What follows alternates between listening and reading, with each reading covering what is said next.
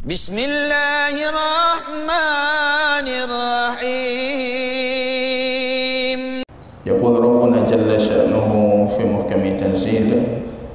Ya ayyuhalladzina amanu taqullaha haqqa tuqatih wa la tamutunna illa wa antum muslimun. Kaum muslimin, kaum muslimat, jamaah salat subuh yang diberkahi oleh Allah Subhanahu wa taala. Pujian dan seluruh rasa syukur kita hanya kepada Allah. Kemudian salawat dan salam kepada baginda Rasul sallallahu alaihi wasallam. Dalam satu hadis riwayat Imam At-Tabrani rahimahullah, baginda Rasul sallallahu alaihi wasallam bersabda, "Man ghada ila al-masjid." Al-ghudu berjalan di waktu pagi. Secara harfiah, ghada itu berjalan di waktu pagi yang menjelang siang. Tapi seringnya baginda Rasul ataupun orang Arab secara umumnya ketika berbicara tentang ghada sama seperti rah. Yang penting Anda berjalan di waktu siang hari, mulai dari pagi hari. Ilal masjid, dia berjalan menuju rumah Allah, masjid. Liyata'allama khairan aw yu'allimah. Tujuan dia berjalan ke masjid tersebut hanya untuk mempelajari kebaikan. Wa yu'allimah, ataupun dia mengajarkan kebaikan. Jadi memang prosesnya belajar dulu baru mengajar. Fakana lahu ajru hajjin tam. Rasul mengatakan, maka baginya itu pahala haji yang sempurna. Banyak jemaah kita, tetangga kita baru pulang haji, kita belum mampu dan kita punya upaya lain. Fakana lahu ajru hajjin tam.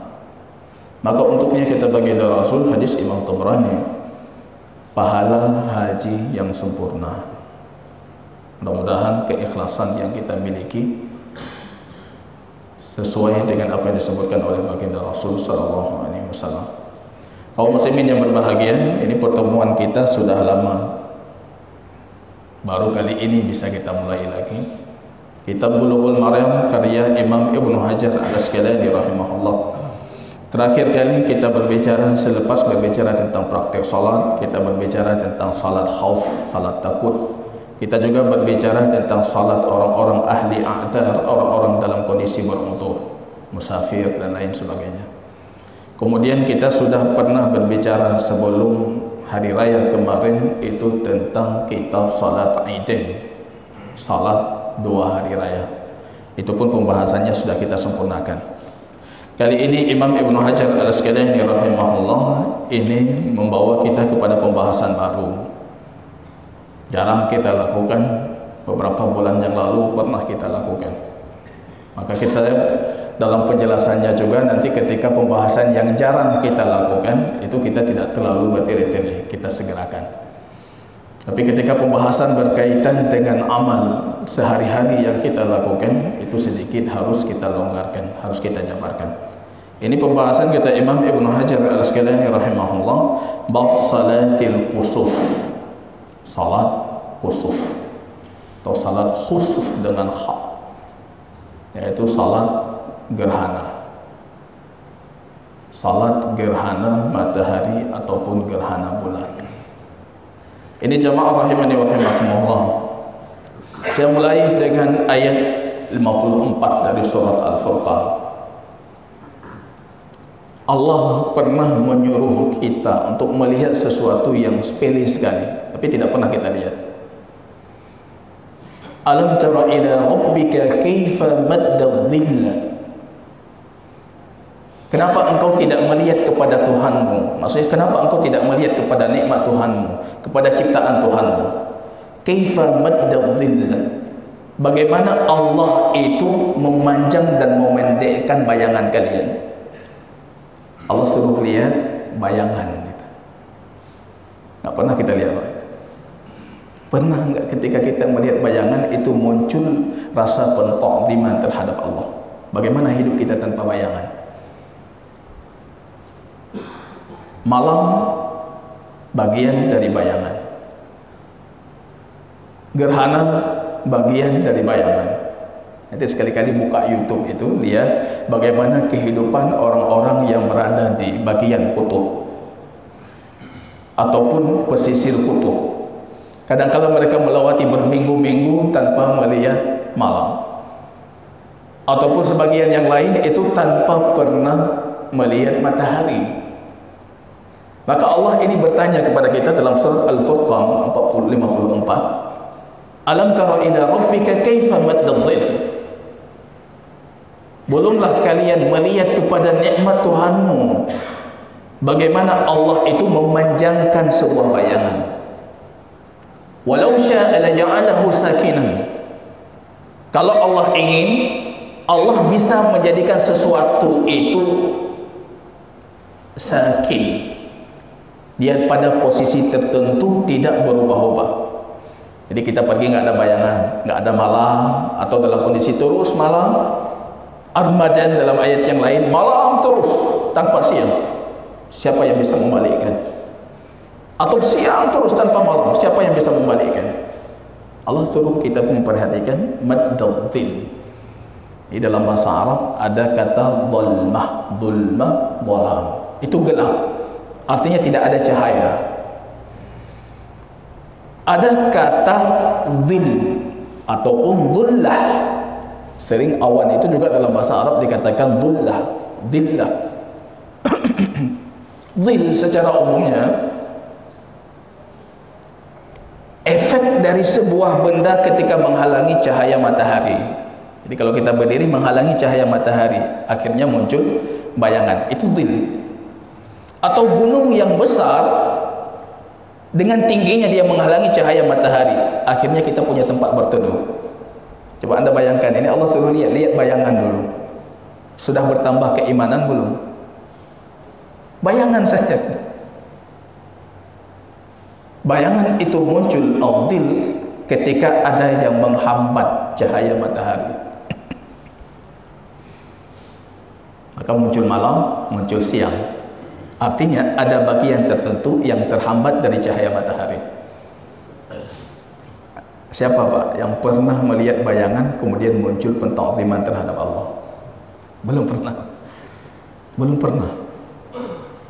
Jangan bicara tentang lihat gunung, lihat ini, lihat itu.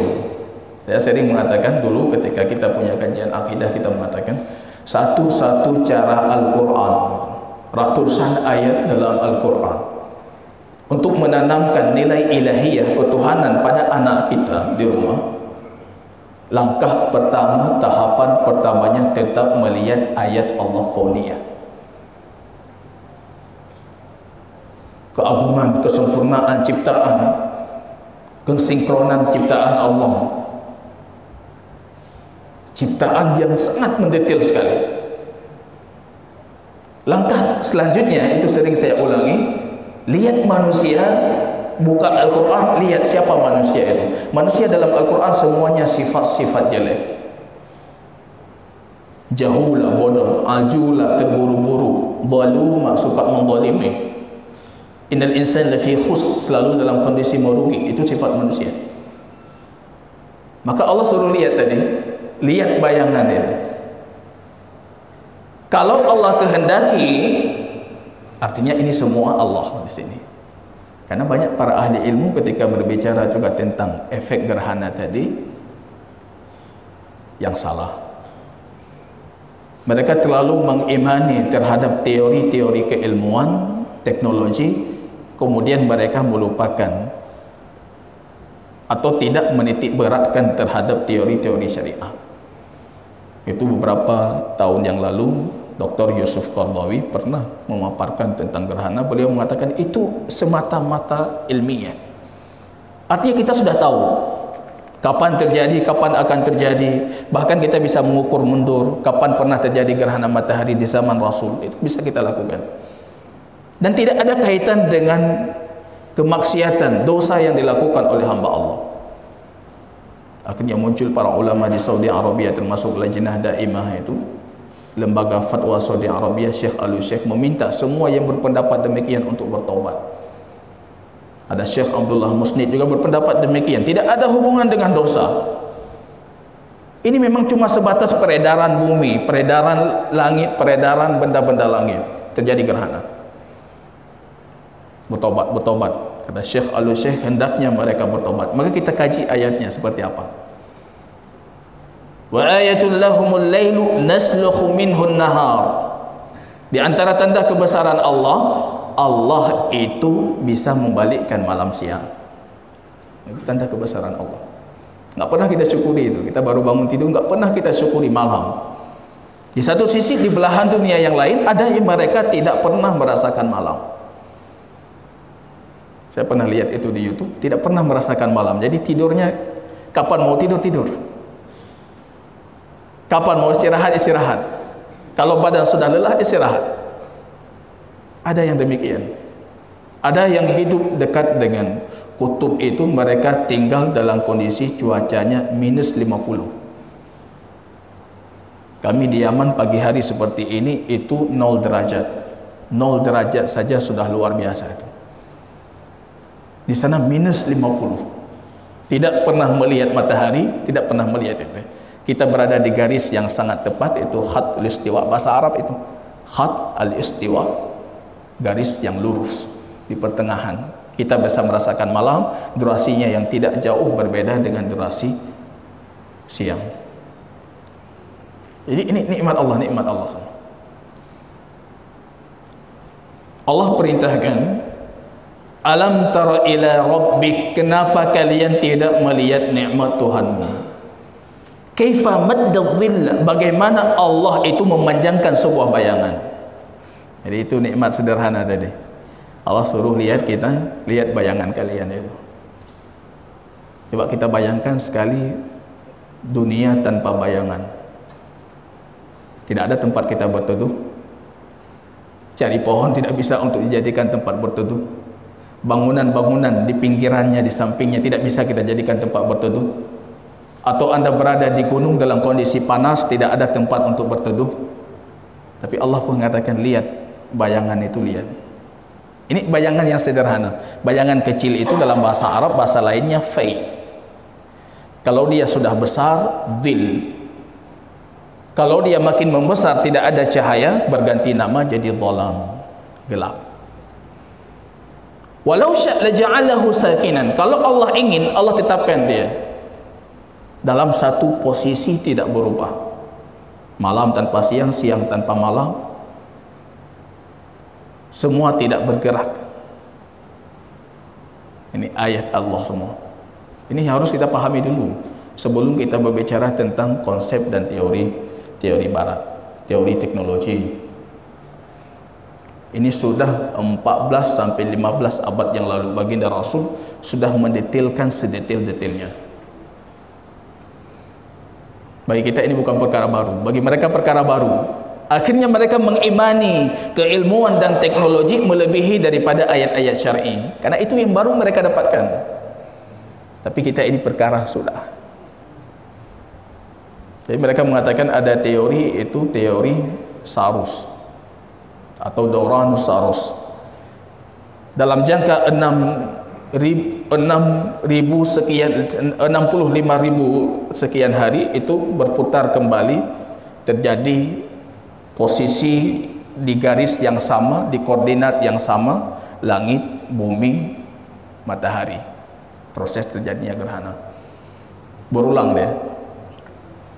Tapi kita bertanya, besok di hari kiamat, mendekati hari kiamat, Rasul mengatakan di antara tanda hari kiamat itu ada khusufun fil maghrib, ada gerhana di bagian barat.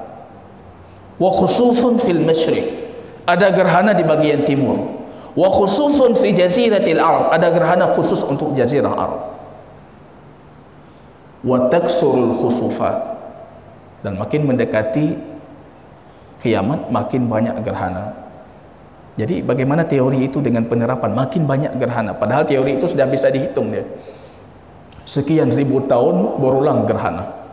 Artinya ada kejadian yang di luar tabiat, di luar alami.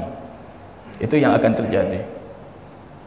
Berdiri pada posisi koordinat yang sama, kalau bahasa Al-Quran, idza zulzilatil ardu zilzalaha. Nanti bumi ini bergoncang. Mereka baru menemukan, kemarin hari mereka menemukan ketika koordinatnya sama, muncul akibat jazibiyah. Ada keterikatan, tertarik magnet bumi ini tertarik, muncul kegoncangan. Ada lempengan-lempengan bumi itu yang berpindah pada posisinya, akhirnya muncul gempa.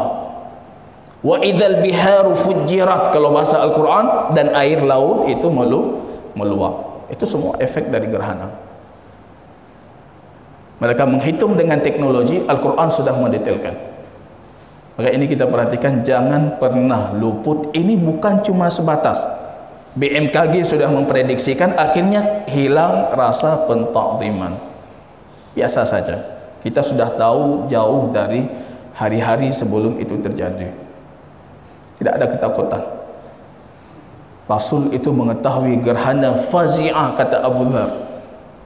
Beliau dalam kondisi takut sekali, bahkan beliau itu menjulur ridanya saking takutnya.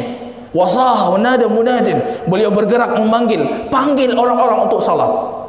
Ud'u rabbakum, berdoa kepada Tuhan kalian, fastaghfiru, minta ampun. Kenapa kita mengatakan tidak ada berhubungan dengan kemaksiatan? Rasul mengatakan minta ampun. Abu Dzar mengatakan yakhsha an taquma sa'ah. Baginda Rasul takut terjadinya kiamat. Jadi Rasul itu bukan seperti kita, di kepala kita masih berpikir ini Dajjal belum keluar, Mahdi belum keluar, Nabi Isa belum turun, masih lama kiamat. Jangan itu yang kita munculkan. Rasul takut, itu sudah gerhana langsung takut. Padahal Rasul tahu tidak mungkin terjadi, beliau dalam kondisi masih hidup. Ada rentetan-rentetan kejadian sebelum terjadinya hari kiamat, tapi Rasul langsung dalam kondisi takut. Ya jurru rida'ahu, beliau dalam kondisi takut, bahkan tidak sempat untuk memakai pakaiannya secara sempurna. Ridaknya itu ditarik oleh baginda Rasul di tanah. Ini beliau bisa memadukan antara ayat kauniyah dan ayat syariahnya Allah. Jadi kita perhatikan jamaah rahimani wa rahimakumullah. Ketika kita membaca hadis nantinya dalam kitab Imam Ibnu Hajar di sini, beliau menyebutkan banyak sekali riwayat cara melakukan salat gerhana. Kalau kita perhatikan punya riwayat Imam Muslim. Dalam riwayat Imam Muslim hadis Ibnu Abbas itu cara melakukannya 1 rakaat itu 2 rakaat salat dengan 8 kali ruku'.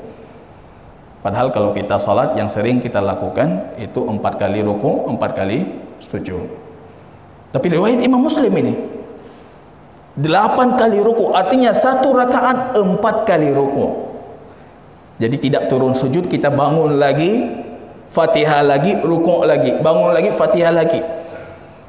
Ini sering mengatakan, kok Anda mengatakan dhaif hadisnya Imam Muslim? Ini kita tidak paham bagaimana cara Imam Muslim dalam menulis kitab hadisnya. Kadang-kadang bisa dhaif, ada dalam riwayat Imam Muslim, tidak ada salahnya. Tapi riwayat itu cuma riwayat tambahan Imam Muslim, ada riwayat yang lebih kuat di atasnya. Ini cara kita mempelajari hadis, kitab hadis sahih Imam Muslim. Kadang-kadang Imam Muslim menyebutkan riwayat yang kuat, kemudian menyebutkan riwayat di bawahnya. Beliau tidak mengatakan ini lemah, ini punya cacat, ini punya itu. Tapi dari sisi periwayatan beliau, bagi yang paham itu langsung memahami. Oh, ini lafaz yang beliau gunakan ini menunjukkan riwayat ini tidak kuat. Jadi jangan diambil ini hadis Imam Muslim, kenapa Anda mengatakan lemah? Ya, ini sering kasusnya seperti itu. Sama juga dengan kitab Sahih Imam Bukhari. Itu hadis yang sering kali disebutkan di masyarakat kita, kalau setiap hari Senin itu di alam kubur ada maulid. Malam Senin ada maulid. Kenapa? Abu Lahab itu kalau setiap hari Senin itu mendapat 2 cucuran air. Ada hadisnya, ada dalam Sahih Bukhari, Sahih Bukhari. Betul, dalam Sahih Bukhari ada. Cuma Imam Bukhari menyebutkan hadis ini dengan sifat mu'allaq. Hadis yang digantung, tidak boleh bukan sanadnya. Dari fulan, dari fulan, dari fulan sampai ke Rasul. Tapi digantung sanadnya, langsung dari fulan. Yang mu'allaqat dalam Sahih Bukhari itu bukan bagian dari Sahih Bukhari, walaupun ada dalam kitabnya. Itu harus kita paham. Karena nama kitab Sahih Bukhari itu Al-Jami' Al-Musnad. Hadis yang musnad, sanadnya itu berkelanjutan. Kalau sanadnya digantung, walaupun dalam Sahih Bukhari bisa lemah, dan itu termasuk yang dilemahkan. Ini harus kita pahami bagaimana metodologi para imam, termasuk Imam Bukhari dan Imam Muslim dalam menulis kitab hadis. Maka dalam hadis ini salah satu praktek salat khusuf hadis Imam Muslim, 1 rakaat 4 kali rukuk, 2 rakaat 8 kali rukuk, 4 kali sujud. Ini menyelisih yang lumrah kita lakukan. Rupanya punya hadis Abu Dzar yang lain itu 1 rakaat 3 kali rukuk. Jadi 1 rakaat 3 kali rukuk. Bangunnya 3 kali, rukuk lagi, bangun lagi, rukuk lagi, bangun lagi, rukuk, baru i'tidal. Baru dilanjutkan dengan sujud, 2 kali sujud, baru bangun lagi. Ada juga pandangan Imam Abu Hanifah yang mengatakan cuma seperti salat biasa. Artinya 1 rakaat 1 rukuk, 2 rakaat 2 rukuk, karena rakaah itu dari kata rukuk. Bagaimana cara kita kumpulkan ini? Sebagian para ulama mengatakan ini ta'addud al-hawadith. Terjadi di zaman baginda Rasul, bukan sekali gerhana. Bukan sekali. Termasuk Imam As-San'ani, beliau mengatakan 2 kali. Pernah terjadi tahun 10 dan pernah terjadi tahun ke-5 Hijriah. Tapi sekarang teori ilmiah, di sini kita termasuk yang mengimani dalil ilmi dan dalil syar'i. Kalau menggunakan teori Saros tadi, kita bisa ukur mundur, menghitung mundur. Kalau akan terjadi sekian ribu hari, kita hitung mundur ke belakang, sekian ribu terjadi sekali. Kalau kita hitung mundur, terjadi di zaman baginda Rasul itu cuma 1 kali. Ini harus kita clearkan dulu supaya tidak ada beragam cara salat. Kalau terjadi banyak kali, ini bisa memunculkan spekulasi beragam banyak salat. Kadang terjadi sering beberapa kali. Bisa jadi praktek baginda Rasul saling berbeda. Tapi yang terjadi di zaman baginda Rasul itu pandangan Imam Ibn Taimiyah, terjadi cuma sekali, dan itu gerhana matahari. Jadi lucu seperti pandangan Imam San'ani, terjadi 2 kali. Ada yang mengatakan terjadi 3 kali, ada yang mengatakan terjadi 4 kali. Padahal hadisnya semua berkaitan dengan kematian Ibrahim. Kematian Ibrahim tidak mungkin 2 kali. Ya, terjadi sekali. Jadi kita harus clearkan dulu. Termasuk Imam Syafi'i, beliau mengatakan terjadi 2 kali. Maka muncul nanti praktek salat, bisa ini, bisa itu. Padahal kejadiannya, kalau kita runutkan secara sanad, dikuatkan dengan peristiwa kematian Ibrahim, putra baginda Rasul, itu artinya terjadi cuma sekali. Dan itu terjadi pada tanggal 29 Ramadan. Tahun 29 Syawal, bukan Ramadan, 29 Syawal tahun 10 Hijriah. Dan itu ada fenomena yang memperbaiki akidah para sahabat baginda Rasul. Aisyah mengatakan dalam hadis kita ini, hadis Mughirah ibn Syu'bah, dan dalam riwayat yang lain itu hadis Aisyah, in kasafatis syamsu ala ahdi Rasulillah yauma mata Ibrahim. Terjadi gerhana asyam, gerhana matahari. Jadi kalau kita buka kitab fikih, mereka membedakan ada khusuf dengan kaf, itu gerhana matahari. Ada khusuf dengan kha, itu gerhana bulan. Ini perbedaan ini ya, perbedaan ini tidak ada dalil syar'i dan tidak ada dalil secara lughawi bahasa. Justru dalam hadis baginda Rasul sering menggunakan kaf untuk matahari, kaf untuk bulan, kha untuk matahari, kha untuk bulan. Itu tidak ada masalah. Khusuf dan khusuf itu sama saja, baik untuk bulan atau untuk matahari, enggak perlu kita bedakan. Secara bahasa dia tidak berbeda. Begitu juga dalam penggunaan baginda Rasul tidak dibedakan khusuf dengan khusuf. Mughirah ibn Syu'bah mengatakan terjadi gerhana matahari di zaman baginda Rasul sallallahu alaihi wasallam yauma mata Ibrahim, di hari wafatnya Ibrahim, putra baginda Rasul, dengan seorang budak yang diberdekakan oleh baginda Rasul, Maria. Ini putra baginda Rasul. Ini yang saya pernah mengatakan, coba kita lihat baginda Rasul itu jadi guru seperti apa. Di hari wafatnya Ibrahim, beliau tidak duduk untuk berkabung dari memperbaiki akidah umat yang sedang rusak di luar. Wafat Ibrahim terjadi gerhana. Orang-orang Madinah sudah mengatakan ini terjadi karena kematian sosok yang besar, yang agung di mata Allah, putra baginda Rasul. Ini terjadi karena itu. Rasul nggak tunggu dulu, nanti saya perbaiki akidahnya, nanti saya sedang berkabung. Tidak ada. Beliau langsung menaiki mimbar. Nggak ada waktu untuk berkabung kalau akidah dalam kondisi rusak. Ini lihat, ini kalau mau jadi sosok guru seperti Rasul itu. Jangan tiba-tiba punya masalah di rumah, Anda sebagai pengajar, masalahnya dibawa dalam kelas ketika Anda mengajar. Kabengeh kana min nampuca. Rupanya apa? Punya masalah dengan istri di rumah. Itu Anda bukan guru itu. Bukan murabbi, bukan pendidik. Pendidik seperti baginda Rasul. Rumah-rumah kejadian pribadi, tapi umat tetap nomor satu. Mendidik tetap nomor satu. Coba Anda bayangkan, Rasul putranya dan putra satu-satunya, semua tidak ditaguhkan ajal putra baginda Rasul. Putri diberikan umur yang banyak, yang sedikit panjang, tapi kalau putra tidak. Supaya tidak ada dakwaan kalau Islam ini diwarisi, kekuasaan Islam itu diwarisi. Putranya baginda Rasul, putra satu-satunya, wafat. Tiba-tiba penduduk Madinah mengatakan ini gerhana karena kematian Ibrahim. Memang dulu di Arab seperti itu, kalau terjadi gerhana ada kejadian-kejadian besar yang sedang menimpa, maka mereka mengaitkan. Padahal secara sosial ini berakibat positif untuk Rasul. Rasul makin dijunjung. Kalau Rasul mengatakan betul itu memang karena kematian putraku, itu orang makin bisa menyembah baginda Rasul. Masya Allah. Yang kita suka demikian. Kalau ada orang tua kita tungku, tiba-tiba ketika beliau dikebumikan, hujan turun, kita kaitkan ini kematian tungku fulan. Yang keluarga makin memanas-manasi. Betul itu memang karena kejadian kematian tungku fulan. Apa hubungannya?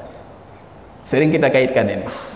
Kita mengambil manfaat. Rasul tidak mengambil manfaat. Padahal beliau bisa mengambil manfaat. Beliau bisa mengatakan itu memang karena kematian putraku. Makin tumbuh penta'ziman masyarakat Madinah terhadap baginda Rasul. Tapi beliau tidak. Yang salah tetap salah. Ini sekian orang yang pertama kali dalam sejarah yang mengaitkan gerhana dengan peredaran bintang di langit. Itu Rasulullah.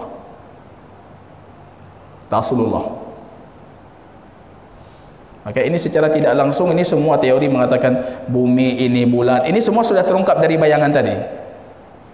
Dari bayangan tadi kita sudah langsung tahu kalau bumi ini dalam kondisi bulat. Terjadi peredaran malam, terjadi panjang dan pendeknya bayangan kita. Ini menunjukkan kalau bumi itu bulat. Dia berputar, dia beredar pada porosnya, dia dalam kondisi mengelilingi. Akhirnya kita tahu ini panjang, bisa pendek. Allah mengatakan summa qabadna ilaina qabdha yasira. Kami bisa menangkap bayangan itu menjadi bayangan yang pendek, jadi pendek dan mengecil, bahkan bisa hilang bayangannya. Ya, ada yang bertanya, kenapa dalam Al-Quran tidak langsung disebutkan bumi itu bulat? Kenapa Allah mengatakan bumi itu hamparan? Kenapa tidak dikatakan bulat? Coba Anda bayangkan kalau Rasul mengatakan kepada orang Arab jahiliyah, bumi kalian ini bulat, itu langsung dikafirkan. Tambah kafir, tambah sesat, tambah bodoh. Kok sudah kita lihat hamparan seperti ini kok dikatakan bulat? Karena kepala mereka tidak mampu. Maka Allah mengganti dengan bahasa yang lain. Ini menariknya bahasa Al-Quran. Mengganti dengan bahasa, kenapa kalian tidak melihat bayangan kalian yang pendek dan bayangan kalian yang aku panjangkan? Ini secara tidak langsung, summa ja'alna syamsa 'alaihi dalila. Kami jadikan matahari itu sebagai buktinya. Artinya ada kaitannya dengan matahari dan peredaran bumi dan lain sebagainya. Yang kita perhatikan, orang yang pertama kali semua peradaban maju di masa itu meyakini gerhana itu punya kekuatan-kekuatan lain. Di Cina lebih menarik lagi. Kalau gerhana itu sedang ditelan oleh naga. Naga sedang menelan bulan. Jadi mereka memukul itu, gendang memukul berbagai macam bunyi supaya naga itu mengeluarkan kembali bulannya. Dikeluarkan, mereka bersorak luar biasa. Di Iran, peradaban Persia terdahulu itu lebih lucu lagi. Kalau terjadi gerhana, mereka mencari kolam-kolam air, cemplung ke kolam air, sembunyi. Kenapa? Takut ada lempengan dari bulan yang jatuh kena kepala. Urut bulan, urut patah bulan bacut, lempengan bulan itu jatuh kena kepala bisa mati, sembunyi dalam air. Itu peradaban-peradaban lucu. Ada di Romawi kuno, kalau terjadi gerhana itu darah dewa sedang berkelahi, dewa sedang berkelahi. Jadi yang merah-merah itu darah dewa. Rasul orang yang pertama, dan ini wahyu dari Allah. Rasul mengatakan, Inna syams wal qamar ayatan min ayatillah. Matahari dan bulan itu cuma ayat tanda dari kebesaran Allah. Rasul tidak mengatakan ke orang jahiliyah ini dalam satu koordinat di satu posisi yang sama, tapi beliau cuma mengatakan matahari dan bulan itu tanda kebesaran Allah. Langsung bisa kita paham, gerhana itu terjadi akibat efek dari koordinat yang sama matahari dan bulan dengan bumi. Secara tidak langsung ini ada kaitan secara lebih rinci lagi kalau kita bahasakan dengan bahasa Al-Quran, wa ja'ala syamsa siraja, kami jadikan matahari itu sumber cahaya, siraj. Wal qamara nura, sedangkan bulan itu cuma cahaya, dia bukan sumber cahaya, dia menerima cahaya. Ketika terhalangi dengan bumi dalam satu koordinatnya, ataupun bumi terhalangi dengan bulan, maka terjadi gerhana. Karena bulan itu tidak memancari cahaya dengan sendirinya. Dia cuma menerima cahaya dari matahari. Ini semua dalil ilmiah diungkapkan oleh Al-Quran. Sepatutnya itu bisa membangkitkan dan meningkatkan rasa keimanan. Saya pernah mengatakan dulu, kalau sumber ilmu itu satu, Al-Quran. Kalau kita jadikan sumber peradaban barat itu, kita kuno sekali, mereka ketinggalan jauh. Ini diungkapkan 14 abad yang lalu, mereka baru kemarin mengungkapkan. Kita tahu dalam sejarahnya Galileo itu dibunuh mati oleh gereja-gereja di Eropa karena cuma mengatakan bumi itu bulat. Cuma mengatakan bumi itu bulat, dibunuh mati. Kita sudah dengan pembuktian ilmiah, rangkaian ilmiah kejadian, dan ini akan berulang, semua itu karena Allah. Maka Rasul mengatakan di sini, matahari, bulan itu dua tanda kebesaran dari tanda-tanda kebesaran Allah. La yankhasifa li mauti ahadin, dan dia tidak terjadi khusuf gerhana itu karena kematian seseorang.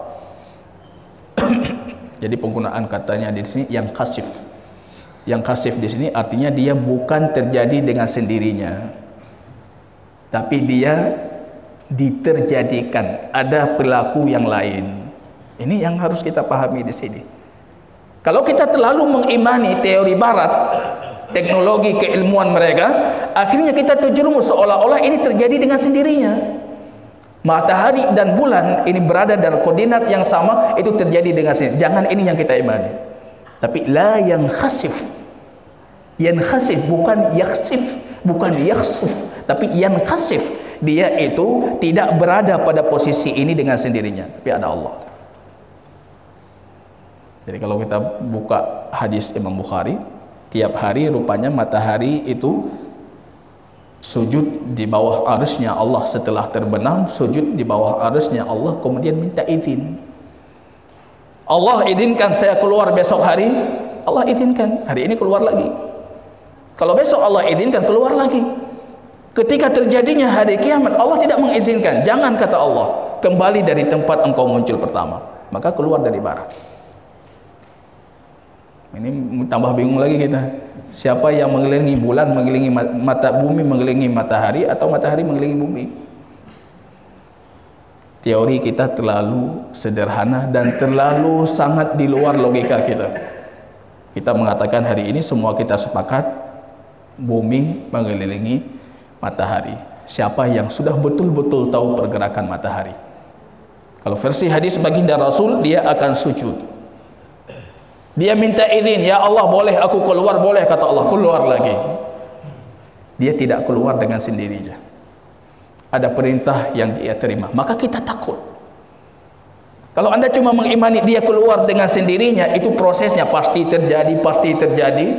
Tidak mungkin tidak terjadi, seolah-olah ini cuma kekuatan besar dimiliki matahari, dimiliki bumi, dimiliki bulan, bukan kekuatan Allah. Maka pahami hadis ini. Jangan kita nafikan sudut pandang ilmiah, tapi jangan anda nafikan sudut pandang syariah. Kita lihat tadi kejadiannya Yusuf Qaradawi mengatakan nggak ada hubungan dengan kemaksiatan, nggak ada itu.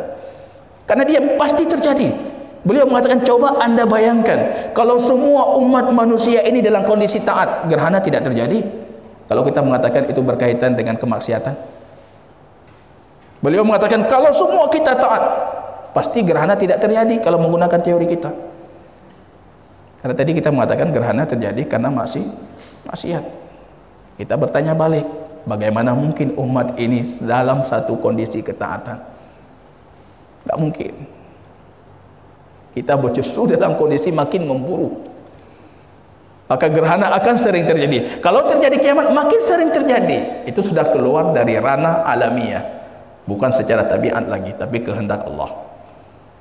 Wa ma nursil minal ayati illa takhwif. Kami tidak mengirim dari tanda kekuasaan kami, kata Allah, kecuali untuk membuat kalian takut. Membuat kalian takut. Nada munadid, Rasul mengutus dalam hadis Aisyah, mengutus orang untuk menyeru as-salat jami'ah, itu panggilannya. Jadi yang boleh kita panggil salat jami'ah cuma untuk gerhana. Jangan dianalogikan untuk salat Id, jangan dianalogikan untuk salat minta hujan. Kita sering itu di kampung kami, kalau lagi berdiri tunggu salat Id, Pak Imam itu sibuk dengan melafadzkan as-salat jami'ah. Salat jami'ah, salat jami'ah, ini salat jami'ah. Ini azan untuk salat Id. Tidak ada azan untuk salat Id, tidak ada iqamah untuk salat Id, dan tidak ada panggilan tertentu. Karena semua kita tahu kapan salat Id. Kalau istisqa kita sepakat dulu kapan kita keluar, semua tahu. Tapi kalau gerhana sepatutnya kita tidak tahu. BMKG mengatakan ini kejadian itu nggak ada hubungan dengan kita. Kalau kita lihat kita salat, tidak kita lihat tidak kita salat, itu perintahnya. Itu pasti terjadi, pasti ini. Itu tidak ada hubungan dengan kita. Rasul tahu apa yang akan terjadi. Rasul bisa memprediksikan apa yang akan terjadi dengan wahyu. Tapi beliau tidak pernah memberikan petunjuk kecuali idza ra'aitumu. Kalau kalian lihat gerhana itu maka salatlah. Fastaghfiru, banyak beristighfar. Wad'u, banyak berdoa. Wa tasaddaqu, dalam hadis banyak bersedekah. Ini kenapa semua perintah ini? Karena ini berkaitan dengan kemaksiatan dan dosa. Maka kita perhatikan hadisnya. Matahari dan bulan itu dua tanda kebesaran Allah. Dia tidak terjadi gerhana karena kematian seseorang, wala li hayati, dan bukan karena hidupnya seseorang. Bisa jadi nanti kasus yang lain mereka mengatakan bukan kematian Ibrahim, tapi karena hidup si fulan. Rasul mengatakan bukan juga karena hidupnya. Fa idza ra'aitumuhuma, kalau kalian melihat gerhana itu, baik gerhana bulan atau matahari, fad'ullaha wa sallu, maka hendaknya kalian berdoa kepada Allah dan melakukan salat hatta yankashif, sehingga gerhana itu hilang. Jadi ini urutannya memang tidak diurutkan secara detail.